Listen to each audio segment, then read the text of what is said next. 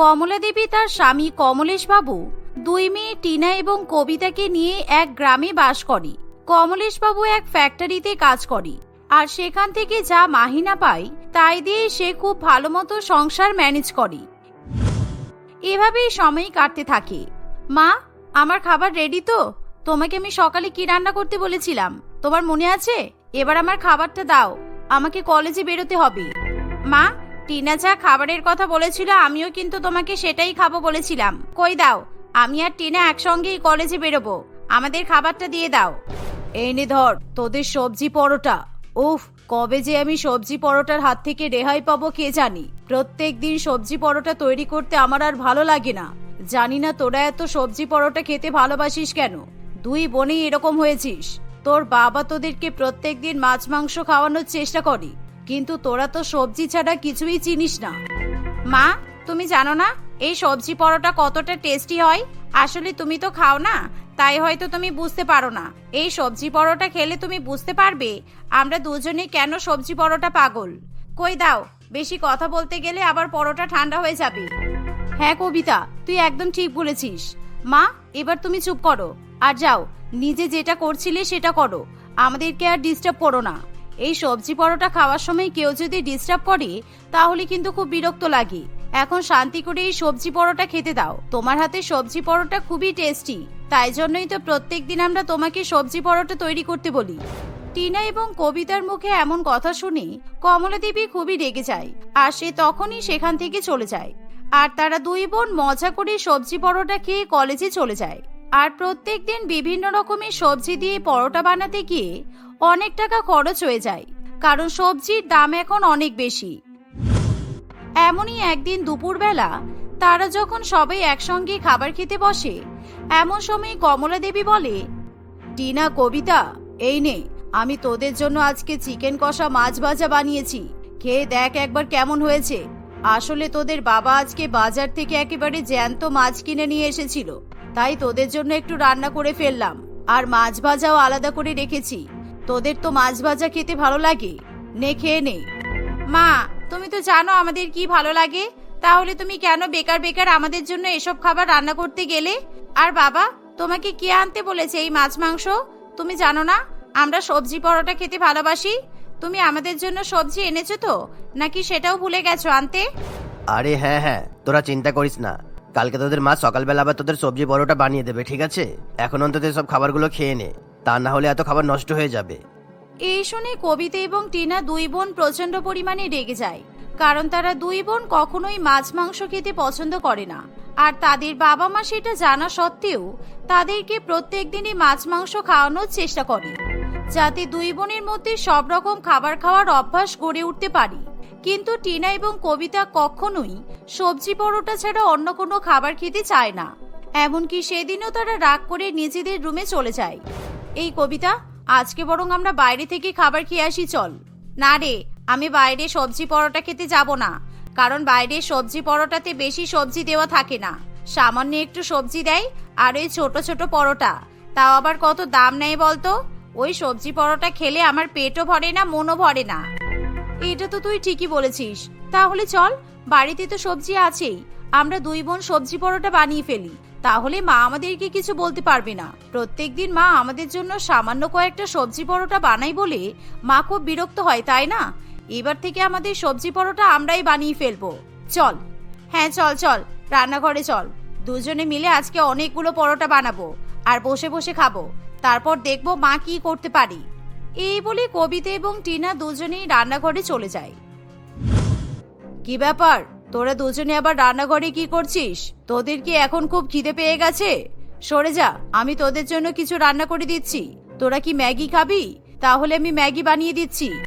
তোমাকে অত আর আদিক্ষেতা দেখাতে হবে না মা, যখন আমাদের খিদে পেয়েছিল তখন তো তুমি আমাদেরকে ওই মাছ মাংস ভাত খেতে দিচ্ছিলে, যেসব আমাদের একদমই পছন্দ নয়, কিন্তু তা সত্ত্বেও তুমি আমাদের জন্য মাছ মাংস রান্না করো। মাছ মাংসের গন্ধে আমাদের দুজনের বমি পাই। তুমি তো জানো আমরা সবজি খেতেই ভালোবাসি, কিন্তু কেন যে তোমার সবজি পরোটা তৈরি করতে গেলে এত সমস্যা হয় আমরা বুঝে উঠতে পারি না। যাও, তুমি নিজের রুমে যাও, আমাদের জন্য তোমাকে কষ্ট করতে হবে না। সে কি রে, তোরা সবজি পরোটা বানাবি? কিন্তু তোরা তো সবজি পরোটা বানাতে পারিস না।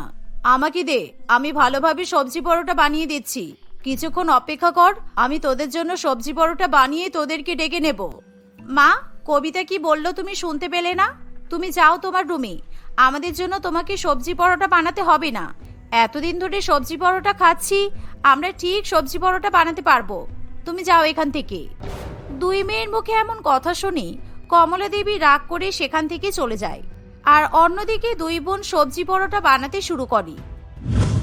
এভাবেই দেখতে দেখতে 1 ঘন্টা কাটে, আর দুই বোন মিলে এখনো পর্যন্ত সবজি পরোটা বানায়। কিরে, তোদের এখনো সবজি পরোটা তৈরি হলো না? এতক্ষণে আমি তোদেরকে অনেকগুলো সবজি পরোটা বানিয়ে দিতে পারতাম, আর তোদের খাওয়া দাওয়া শেষও হয়ে যেত। আচ্ছা তোরা সর, এবার আমি তোদের জন্য রান্না করে দিচ্ছি। আসলে মা, আমরা একটু বেশি করে সবজি পরোটা বানাচ্ছি তো, তাই দেরি হচ্ছে। তুমি যাও, তোমার সাহায্য লাগবে না আমাদের। আমরাও আজকে দেখিয়ে দেব আমরা দুজনে কত ভালো সবজি পরোটা তৈরি করতে পারি। এভাবেই কবিতা এবং টিনা তারা দুজনে মিলে সবজি পরোটা বানায়, আর সেগুলো তারা খুব মজা করে খেতে থাকে। আসলে দুই বোন এরকমই ছিল, প্রত্যেকদিন সবজি পরোটা না পেলেই তারা তাদের বাবা মাকে কথা শোনাতো, আর তারা অন্য কোনো খাবার মোটেই খেত না। অন্য খাবার দেখলেই তারা প্রচন্ড পরিমাণে রেগে যেত। আর সেই জন্য কমলা দেবী এবং কমলেশ বাবুকেও প্রত্যেকদিন সবজি ভাত খেতে হতো, কারণ তারা দুই মেয়ের জন্য বাড়িতে মাছ মাংস কিছুতেই নিয়ে আসতে পারতো না। এমনই একদিন, আচ্ছা শুনছো, বলছি আজকে বাজারে গিয়ে তুমি বড় মাছ নিয়ে আসবে তো, আর তা না হলে মাংস কিনে নিয়ে আসবে, কারণ অনেক দিন হয়ে গেল সবজি খেয়ে খেয়ে আমার আর সবজি খেতে ভালো লাগছে না। প্রত্যেকদিন একটানা সবজি আর সবজি, তোমার দুই মেয়ের জন্য বাড়িতে মাছ মাংস তোলাই যাচ্ছে না। আচ্ছা ঠিক আছে, আমি যদি আজকে তেমন মাছ আর মাংস পাই তাহলে 2 রকমই কিনে নিয়ে আসবো। আজকে আর কোনোভাবেই সবজি নিয়ে আসবো না। প্রত্যেকদিন সবজি খেয়ে খেয়ে আমার এখন আর সবজি খেতে ভালো লাগছে না। বাবার মুখে এমন কথা শুনে দুই বোন প্রচন্ড পরিমাণে রেগে যায়। বাবা, তুমি যদি বাজার থেকে মাছ মাংস নিয়ে এসেছো, তাহলে কিন্তু দেখবে আমরা দুই বোন এই বাড়ি ছেড়ে চলে যাব। হ্যাঁ বাবা, তুমি আমাদের জন্য শুধু সবজি কিনে নিয়ে আসবে, আর মাছ মাংসের তো অনেক দাম। মাছ মাংস কিনতে গেলে তুমি আর আমাদের জন্য সবজি নিয়ে আসতে পারবে না, তাই তুমি শুধু সবজি নিয়ে আসবে। মাংস তোমরা পরে খাবে, যেদিন আমরা দুই বোন বাড়িতে থাকবো না তখন তোমরা মাছ মাংস রান্না করে খাবে। এই তোরা চুপ কর, প্রত্যেকদিন সবজি আর সবজি, তোদের জন্য বাড়িতে ঠিকভাবে আমি মাছ মাংস রান্না করতেই পারি না। প্রত্যেকদিন সবজি পরোটা কে খায় রে? তোরা দুজনে এত সবজি পরোটা খেতে শিখেছিস, আমার মনে হয় না পৃথিবীতে কোনো মানুষ এত সবজি পরোটা খায় বলে। মা, এখন তো আমরা নিজেরাই সবজি পরোটা বানিয়ে খাই, তোমাকে তো আর আমাদের জন্য সবজি পরোটা তৈরি করতে হয় না। তাহলে তুমি কেন আমাদের উপর রাগ দেখাচ্ছ? বাবা, তুমি বেশি করে সবজি নিয়ে আসবে, যাতে আমরা বেশি বেশি সবজি পরোটা খেতে পারি। আর এখন থেকে আমরা দুজনে অনেক অনেক সবজি পরোটা তৈরি করব, কারণ এখন আমরা নিজেরা সবজি পরোটা বানাই বলে আমাদের আরো বেশি টেস্টি লাগে। এমন কথা শুনে কমলেশ বাবুর আর কিছু করার থাকে না, তাকে বাধ্য হয়ে সেদিনও অনেক অনেক সবজি কিনে নিয়ে আসতে হয়। ফলে দুই বোন আবার সবজি পরোটা তৈরি করে খেয়ে নেয়। এভাবেই সময় কাটতে থাকে, আর যতই দিন যেতে থাকে দুই বোন আরো ভালো মতো সবজি পরোটা বানাতে শিখে যায়। আর এভাবেই প্রত্যেক দিন বাধ্য হয়ে সবজি পরোটা খাওয়ার ফলে কমলা দেবী এবং কমলেশ বাবুরও সবজি পরোটা খেতে এখন ভালো লাগে। মা, কি হলো, এই পরোটাগুলো তোমাদের কেমন লেগেছে বললে না তো? আমরা কিন্তু তোমার থেকেও অনেক ভালো সবজি পরোটা তৈরি করেছি, তাই তো? হ্যাঁ হ্যাঁ, খুব ভালো সবজি পরোটা বানিয়েছিস, সেটা বুঝতেই পারছি, কিন্তু প্রত্যেক দিন তো এরকম সবজি পরোটা খাওয়া ঠিক নয়। সবজি খেতে আমি তোদের বারণ করছি না, কিন্তু এই পরোটা বানাতে প্রত্যেক দিন অনেক অনেক তেল লাগে, তারপর আবার ময়দা ব্যবহার করতে হয়। এই ময়দা আর তেল কিন্তু আমাদের শরীরের পক্ষে খুবই খারাপ। তাই তোরা সবজি পরোটা খাওয়া বন্ধ করে একটু সবজি রান্না করেও তো খেতে পারিস। মা, তুমি আমাদেরকে যাই বলো না কেন, এই সবজি পরোটা খাওয়া আমরা দুই বোনে কখনোই ছাড়তে পারবো না। আমাদের সবজি শুধু পরোটার সঙ্গেই খেতে ভালো লাগে, সবজির তরকারি খেতে আমাদের একদম ভালো লাগে না। আর সবজি যেহেতু আমাদের শরীরের পক্ষে উপকারী, সেই জন্য তো আমরা পরোটাতে বেশি বেশি সবজি দিই। যেভাবেই হোক না কেন, সবজি খেলেই হলো। আরে তোরা আমার কথাটা বোঝার চেষ্টা কর, তোরা কিন্তু এখন পরোটাতে অনেক বেশি বেশি তেল ব্যবহার করছিস। আমি এর আগে যখন তোদের জন্য পরোটা বানাতাম, তখন কিন্তু ময়দার সঙ্গে আটা মিশিয়ে পরোটা বানাতাম, আর তেলও খুব সামান্য পরিমাণে দিতাম। কিন্তু এখন তোরা নিজেরা নিজেদের মতো পরোটা বানাতে শিখেছিস, মায়ের তো কোনো কথা শুনতেই চাস না। দেখবি এই ময়দা খেয়ে খেয়ে তোরা একদিন মোটা হয়ে যাবি। টিনা এবং কবিতা কিছুতেই তাদের মায়ের কথাতে পাত্তা দেয় না, বরং সেদিনের পর থেকে তারা আরো বেশি বেশি সবজি পরোটা খেতে থাকে। আর দেখতে দেখতে এভাবেই কয়েক মাসের মধ্যেই দুই বোন অত্যাধিক পরিমাণে মোটা হয়ে যায়, যার ফলে এখন তাদের অপমানের শিকার হতে হয়।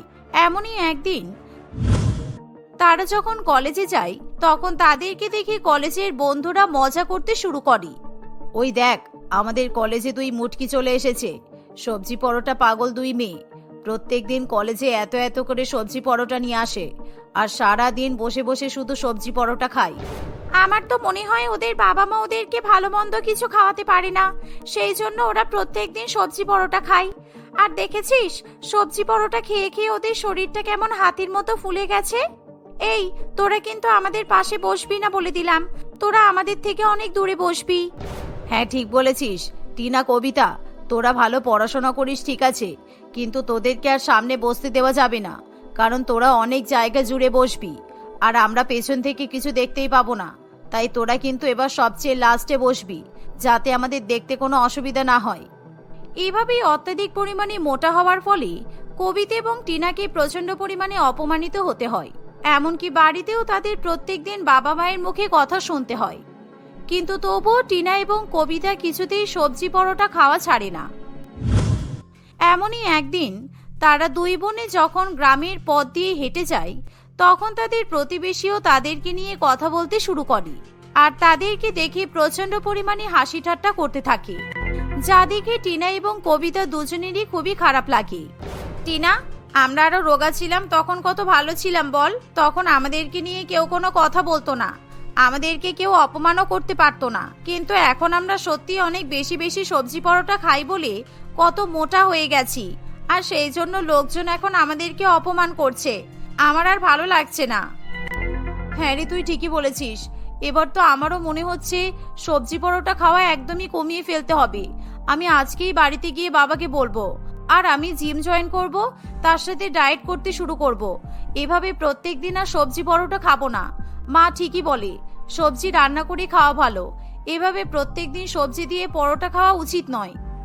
এভাবেই টিনা এবং কবিতা নিজেদের ভুল বুঝতে পারি, আর কিছুদিনের মধ্যেই তারা জিম জয়েন করে, আর সেই সাথে তারা ডায়েট করতে শুরু করে, যার ফলে তারা আবার আগের মতো স্লিম হয়ে যায়। এভাবেই কিছুদিনের মধ্যেই দুই বোনের জন্য খুব ভালো সম্বন্ধ আসে, আর খুবই ধুমধাম করে দুই বোনের বিয়ে হয়ে যায়। বিয়ের পর তারা দুজনে হাসি খুশি সংসার করতে থাকে।